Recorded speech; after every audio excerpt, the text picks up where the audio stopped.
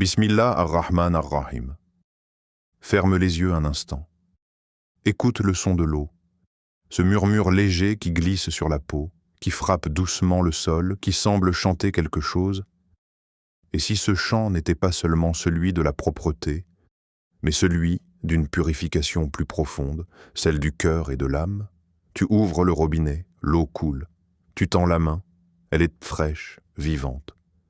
Mais t'es-tu déjà demandé ce qu'Allah a mis dans cette simple goutte, dans cette eau qu'il a fait descendre du ciel, qu'il a fait pénétrer dans la terre, qu'il a fait traverser les montagnes et les rivières pour qu'elle atteigne ton corps? Allah dit dans le Coran, « Et nous avons fait de l'eau toute chose vivante. » Sourate Al-Anbiya, verset 30. Tout ce qui vit respire par l'eau. Ton corps, ta peau, ton cœur même ont besoin de ce contact pour se renouveler. Mais ce que beaucoup oublient, c'est que l'eau ne touche pas seulement ton enveloppe physique. Elle dialogue aussi avec ton intérieur. Regarde-toi un instant dans le miroir après une longue journée. Ton visage fatigué, tes yeux lourds, ton esprit encombré. Puis viens sous l'eau, et soudain, c'est comme si chaque goutte emportait avec elle un poids invisible. Tu ne fais pas que te laver, tu laisses partir une fatigue, une tristesse, un excès. Tu déposes sur cette eau une part de ton âme pour qu'elle soit allégée.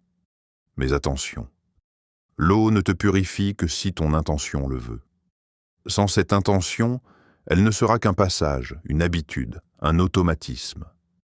Car Allah ne regarde pas le geste, mais le cœur qui l'accompagne. Le croyant attentif transforme le banal en spirituel. Il sait que même les actions les plus simples, manger, dormir, se laver, peuvent devenir des portes vers le paradis, si elles sont faites pour plaire à Allah. Le prophète a dit « Ton corps a un droit sur toi » Bukhari et Muslim. Ce hadith n'est pas une simple recommandation d'hygiène, c'est une règle de vie spirituelle. Ton corps est une amana, un dépôt sacré confié par ton Seigneur. Et comme tout dépôt, il te sera demandé des comptes. Comment tu l'as nourri, reposé, utilisé, et même comment tu l'as lavé. Beaucoup pensent que la foi se limite à la mosquée, aux prières, au ramadan. Mais l'islam est plus vaste.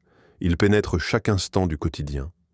Et c'est justement là que se cache la beauté, dans les gestes les plus simples, car ce sont eux qui révèlent ton état intérieur. Quand tu prends soin de ton corps, tu honores le don d'Allah. Quand tu nettoies ta peau, tu remercies celui qui t'a donné la santé. Et quand tu respectes les moments propices, tu t'accordes à la sagesse de sa création. Pense-y. Chaque goutte qui touche ton corps est comme une parole silencieuse d'Allah, une miséricorde liquide, un rappel que tu es vivant par sa volonté. Et pourtant, que peu d'entre nous l'écoutent vraiment. Le savant Ibn al-Qayyim disait « Le croyant voit dans chaque chose une trace de son Seigneur. » Alors regarde cette eau qui coule. Elle obéit à des lois parfaites, la gravité, la température, le cycle. Elle s'élève dans les nuages, redescend en pluie, traverse les rivières et te rejoint. N'est-ce pas là un signe de ton lien avec le ciel et la terre? Mais lorsque tu romps cet équilibre, en te lavant sans conscience, à des moments inappropriés, dans la précipitation ou la fatigue, tu ne fais plus partie de cette harmonie. Tu dérègles ton corps, et ton âme suit le désordre. Le corps, l'eau, le temps, 3 langages qu'Allah a harmonisés. Et celui qui sait écouter cette symphonie trouve la paix dans les gestes les plus simples. Alors, la prochaine fois que tu sentiras l'eau sur ta peau, ne vois pas un acte banal. Vois une rencontre entre ton corps, ton cœur et ton Créateur. Il y a des heures où l'eau n'est plus un bienfait, mais un poids. Des instants où ce qui semblait te soulager t'épuise. Où ce qui t'apparaît comme un confort t'enlève sans bruit la sérénité qu'Allah avait placée en toi.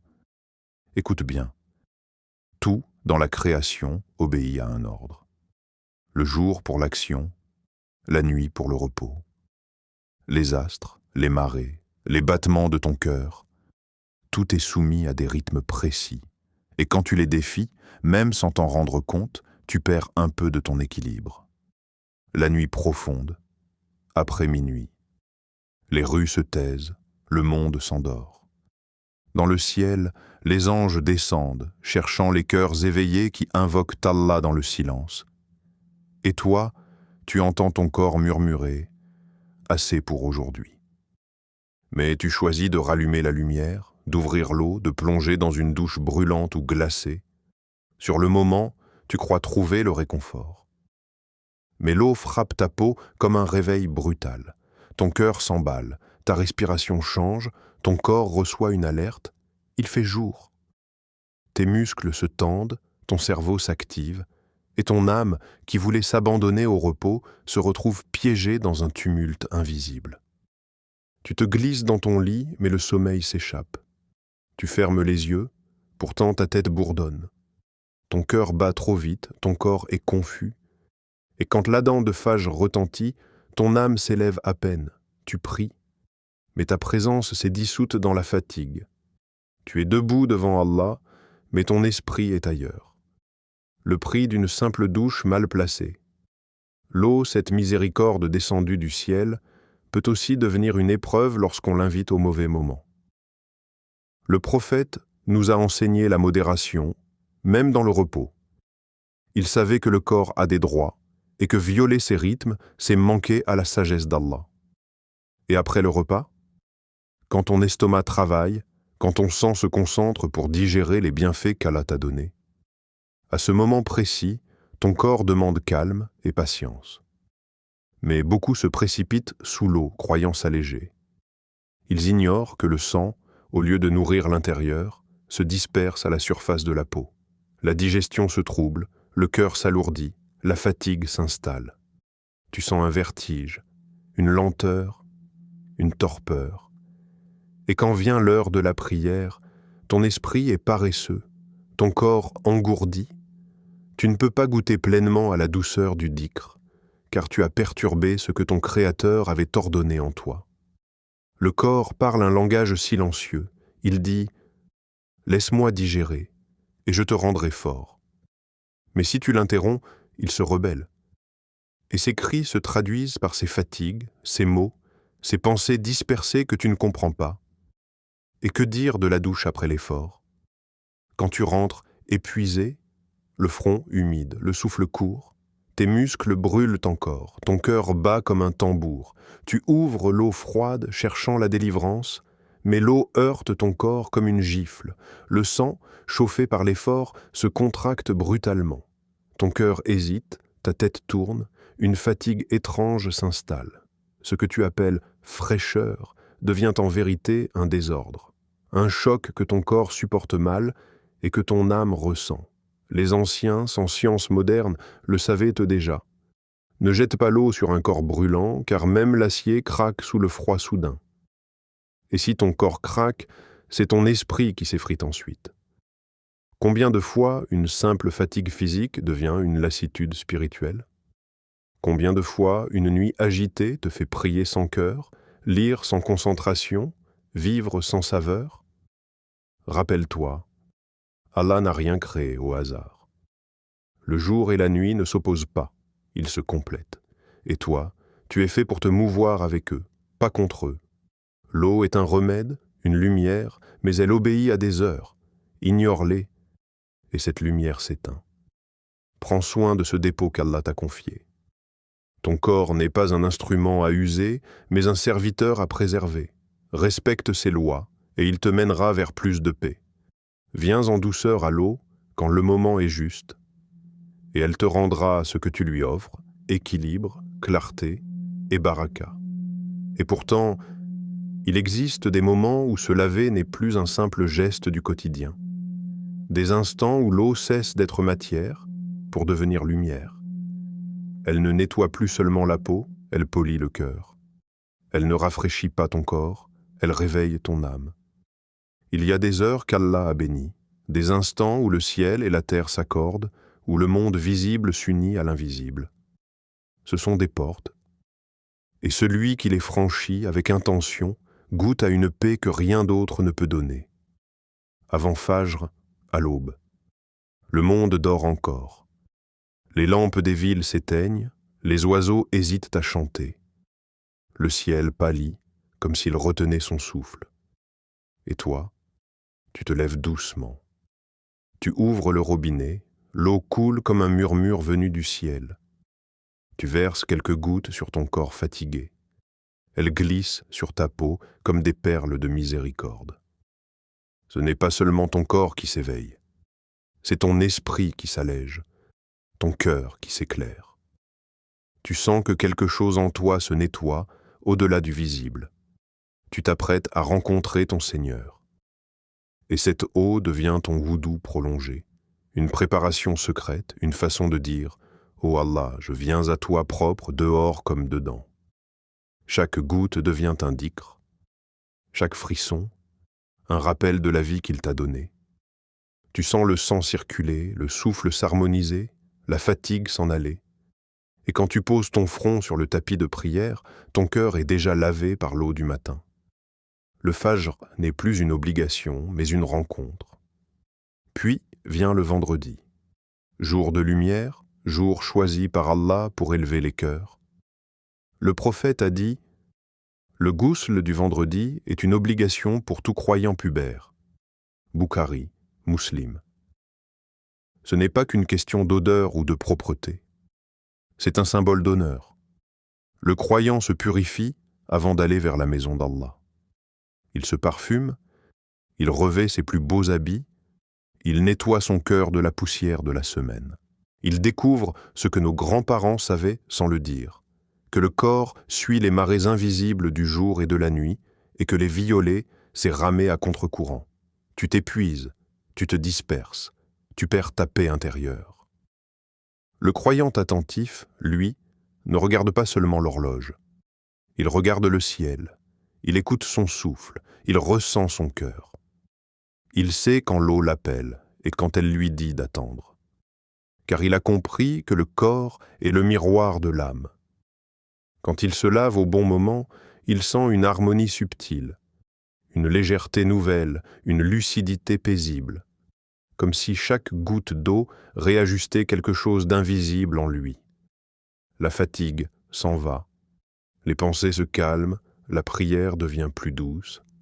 Ce n'est pas de la magie, c'est l'ordre qu'Allah a voulu. Les anciens disaient « Qui marche avec le soleil ne se fatigue pas ». Et c'est vrai. Celui qui respecte les lois du corps, les lois de la nature, marche avec la sagesse du Créateur. Et cette marche-là, c'est déjà une adoration.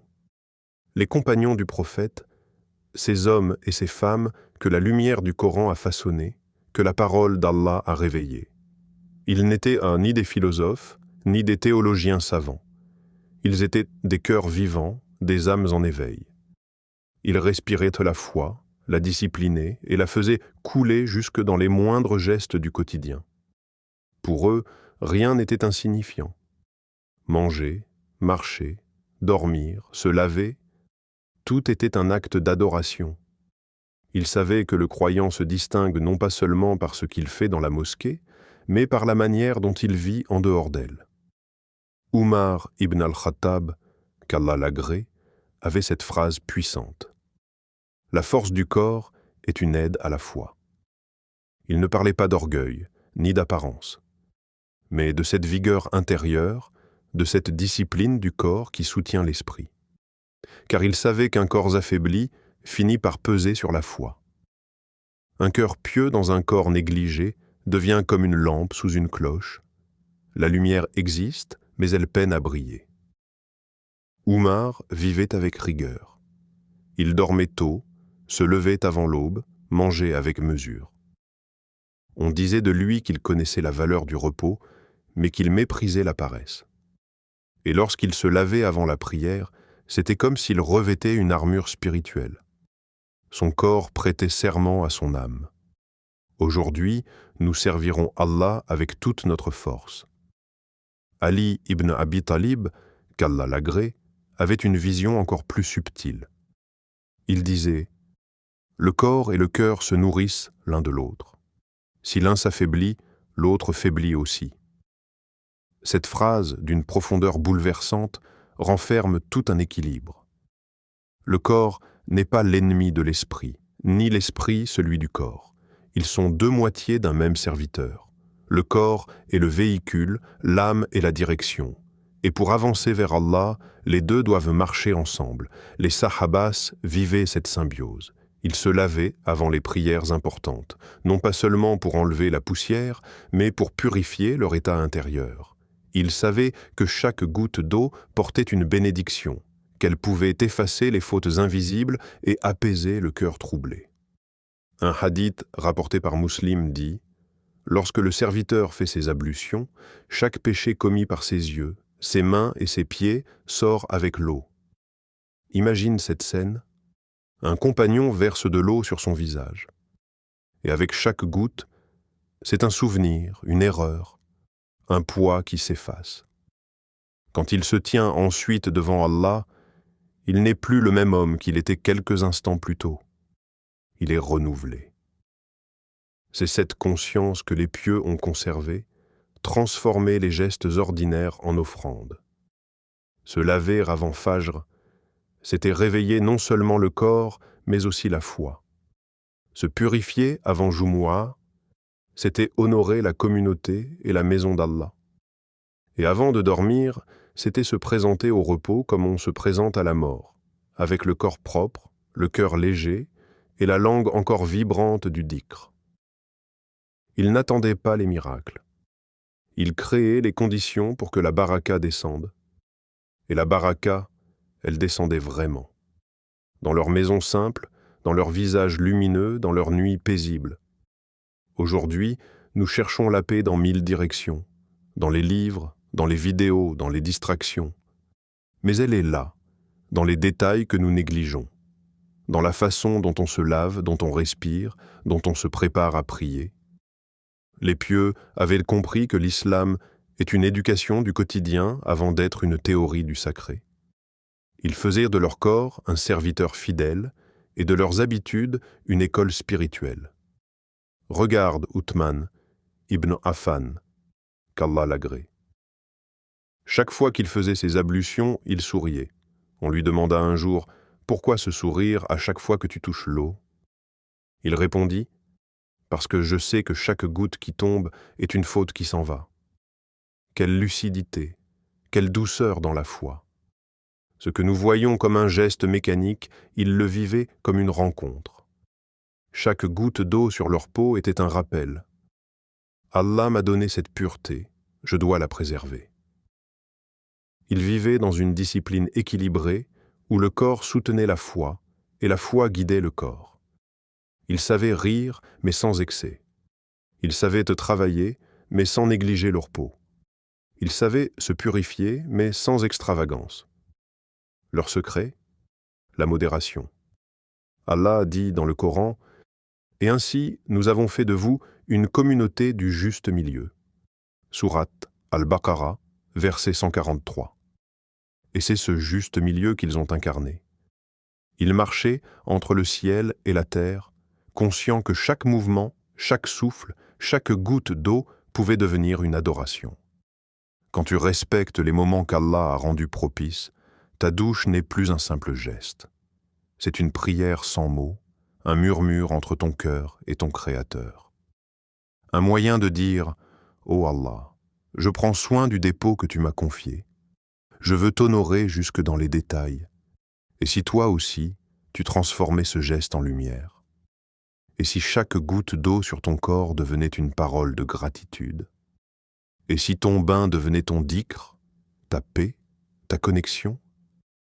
Et si ce rappel a touché ton âme, n'oublie pas de t'abonner à cette chaîne, d'activer la cloche pour ne manquer aucun nouveau rappel et de partager cette vidéo à ceux que tu aimes. Peut-être que ce message sera, pour eux aussi, une clé vers plus de sérénité, plus de foi et plus d'amour d'Allah. Regarde cette scène. Des hommes et des femmes qui sortent de chez eux, le regard serein, le pas léger, lavé, apaisé. L'eau du ghusl du vendredi n'est pas ordinaire. C'est une eau qui prépare à la lumière collective. Tu ne viens pas seulement pour écouter un sermon, tu viens pour te ressourcer dans la communauté des croyants, pour partager la même lumière, la même paix. Le ghusl du vendredi, c'est une clé invisible. Il te met dans un état de baraka que tu ressens toute la journée. Tu pries avec plus de présence, tu souris avec plus de douceur, ton âme respire. Ce n'est pas qu'un corps propre qui entre dans la mosquée. C'est un esprit prêt à recevoir. Et enfin, avant Maghrib. Ce moment où le jour se retire et la nuit s'installe. Le soleil rougit, les bruits s'apaisent, la lumière baisse. C'est une heure de transition, fragile et puissante à la fois. Une heure où même le ciel semble changer de ton. Tu te diriges vers l'eau, une douche tiède, légère. L'eau descend lentement comme un voile de paix. Elle emporte avec elle le tumulte du jour, les soucis, la fatigue, les paroles qu'on regrette, les pensées qui s'accrochent. Chaque goutte semble dire « Repose-toi maintenant. Le jour s'en va, mais la lumière reste. Le prophète nous a appris à reconnaître ces transitions, le lever, le coucher, la pluie, le vent, car chacune d'elles est un signe d'Allah. Et toi, tu apprends à te laver non pas seulement pour être propre, mais pour accueillir la nuit. La nuit des invocations, du repos, de la réflexion. Tu sors de la douche, ton corps est apaisé, ton âme aussi. Tu entends l'adhan de Maghrib. Et tu comprends soudain que ton lavage n'était pas seulement un geste d'hygiène. C'était une préparation. Une manière de déposer le poids du jour avant de te présenter à ton Seigneur. Ainsi, l'eau devient un pont. Un lien entre ton effort et ta paix, entre ton monde intérieur et ta relation avec Allah. Et celui qui comprend cela découvre que l'eau ne lave pas seulement le corps, elle éveille le cœur. Nos anciens n'avaient pas de montre connectée, pas de médecin personnel, pas de laboratoire. Et pourtant, ils savaient. Ils connaissaient les secrets du corps et les lois invisibles de la nature. Ils vivaient en harmonie avec les rythmes qu'Allah avait inscrits dans la création. Ils observaient le ciel, le vent, les ombres, et savaient quand l'eau devait couler sur le corps et quand il fallait la laisser reposer. En Algérie, au Maroc, en Syrie, dans les campagnes de Tunisie ou les villages du Sahel, cette sagesse se transmettait sans livre, sans diplôme. Les mères la glissaient à leurs filles, les pères la murmuraient à leurs fils. On disait « l'eau a ses heures et le corps a ses lois ». Et cette phrase si simple guidait des générations entières. Regarde ces anciens, leur peau burinée par le soleil, leurs gestes lents, leur regard calme. Ils vivaient au rythme du jour et de la nuit, sans jamais se battre contre eux. À la tombée du soir, on fermait les portes, on couvrait les jarres d'eau, on évitait les douches tardives. On disait que l'eau du soir endort la force du corps et réveille la fatigue du cœur. Les femmes, après le repas, attendaient que la digestion soit paisible avant de se laver. Elles disaient « l'eau et le feu ne se rencontrent pas sans douleur ». Le feu, c'était la chaleur du ventre après avoir mangé. L'eau venait pour apaiser, mais trop tôt, elle blessait. Elles n'avaient pas étudié la circulation sanguine, mais elles observaient la vie, et la vie leur enseignait. Les hommes qui travaillaient au champ connaissaient aussi cette règle. Sous le soleil brûlant, ils rentraient épuisés, trempés de sueur. Mais jamais ils ne se jetaient immédiatement sous l'eau froide. Ils s'asseyaient d'abord, buvaient quelques gorgées, laissaient leur souffle redescendre. Et seulement après, ils se lavaient. Ils disaient « celui qui défie son corps perd sa baraka ».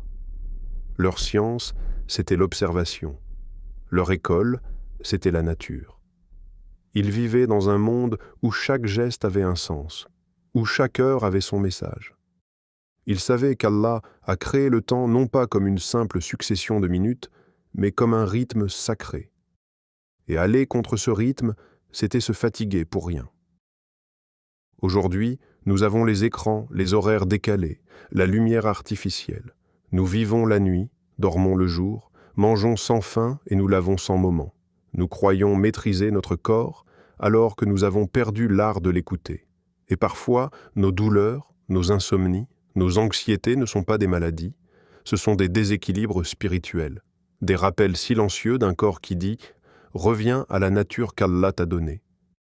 Même la science, aujourd'hui, rattrape la sagesse des anciens. Les chercheurs parlent de cycles circadiens, de rythmes hormonaux, de synchronisation biologique,